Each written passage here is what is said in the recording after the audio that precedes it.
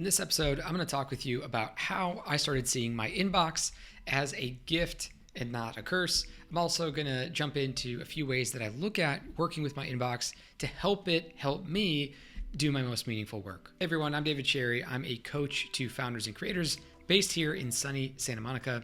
If you like videos about how to grow and improve in business and in life without sacrificing your lifestyle or burning out, you can subscribe for more videos like this every week. For many people, the inbox is something that they check first thing in the morning, and it immediately serves up this feeling of terror because who knows what could be in your inbox that is just waiting there from your boss or your manager, or it's a minefield. It's something you have to react to. But I don't really see it like that anymore. In fact, I started to really shift how I looked at my inbox, and now I see it as this gift that really can help me do the best work that I was meant to do. And once you start to see your inbox like this, you can also start to see your Instagram or your TikTok or your Twitter, whatever it might be, that serves as this function where different messages come in to your life. Now, most people, myself included, for a very long time, I was a bit beholden to these different spaces. You always feel a little bit awkward, whether it's on social media or email, feeling like you've got to parse and respond to all these different messages that are coming your way. Of course, when you wake up in the morning, you feel this sense of dread of, oh, I'm already behind. At the end of the day, you're trying to shut down and you think, well, maybe I'm still missing something from work. At your lunch hour, you're still scrolling and just checking just to see what messages might be there. And many people have talked about how to batch your inbox. So if this is something that's new to you, it is an idea that I think is worth considering, which is you don't want to be checking your phone many different times throughout the day. You want to be batching when you do that. And I think this was made famous first by Tim Ferriss, who said, either check your email once a day at the end of the day, or once a day at lunch, or maybe twice a day, noon and 5 o'clock. Or if you really want to be on expert mode, only check your email once per week. The second upgrade version of batching your email for me was getting a virtual assistant. Now, I know not everybody can do that, and I don't actually have my virtual assistant manage my inbox for me. However, I do forward along a lot of emails, especially around things like scheduling, to my VA, and that does help ease the burden of my inbox. Now, the last thing that you might try are these different type of applications that help you pause and gate when emails can arrive to you. It's almost like having a physical mailman who comes to deliver once every day or once every time that you set throughout the day for your email inbox to actually start receiving emails. And so there's a cool app called Mailman.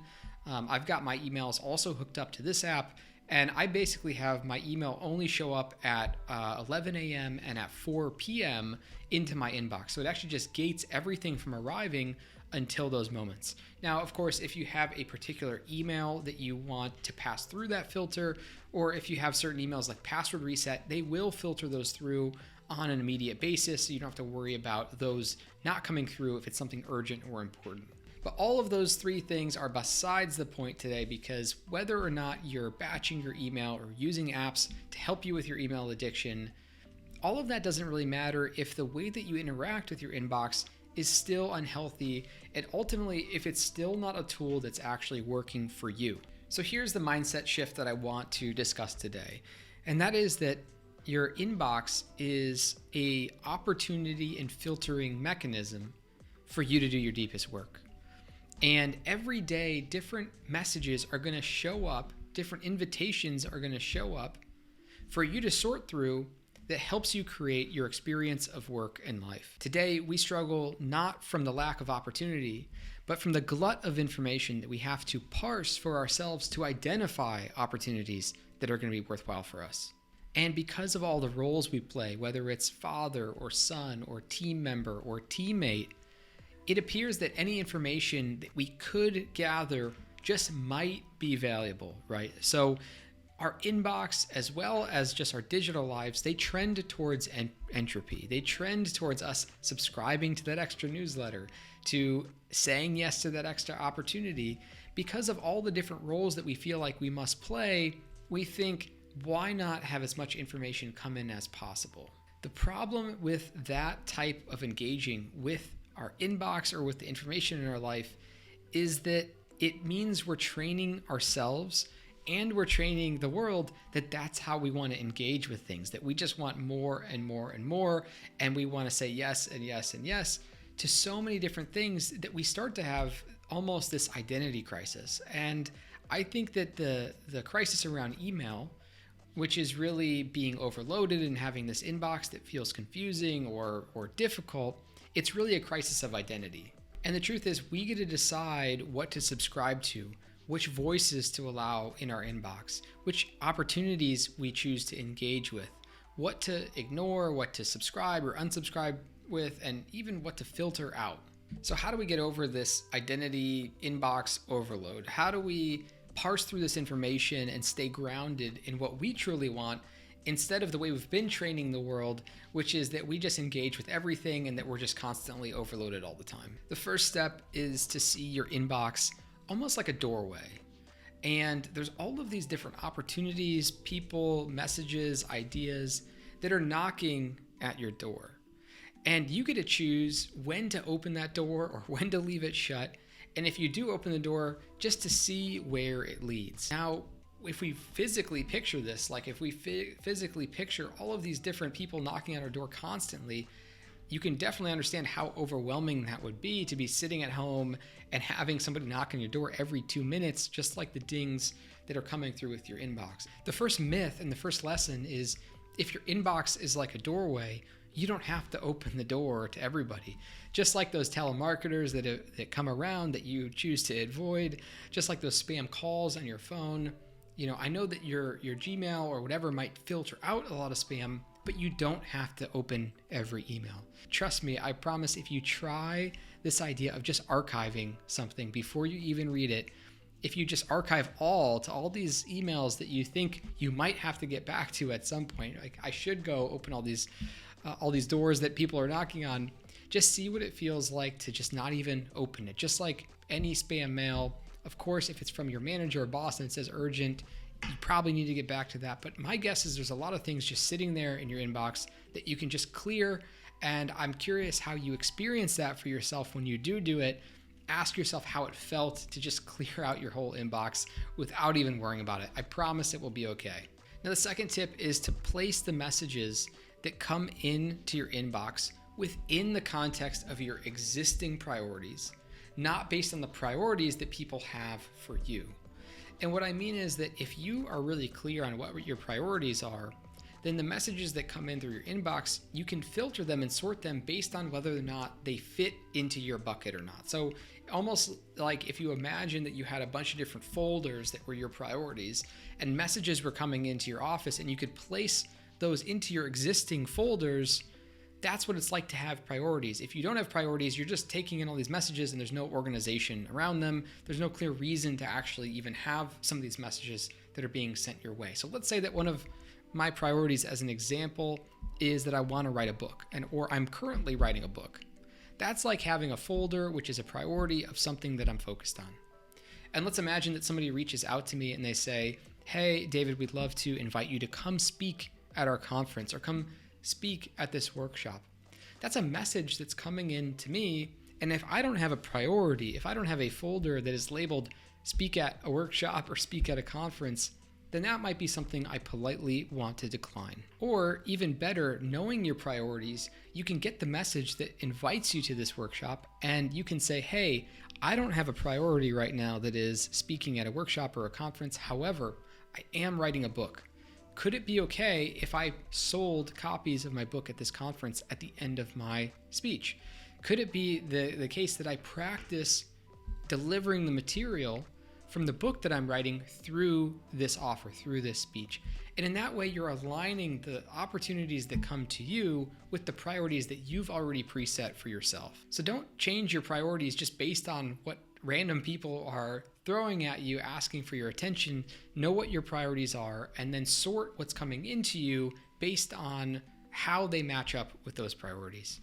Now, the third and maybe most important step for treating your inbox more like a friend than an enemy is to transition all of the messages that come in into their appropriate spaces and into their appropriate follow-up. So you already got a little bit of an idea of how to do that with your priorities with my last example, where an opportunity comes in and you make sure it aligns with your existing priorities.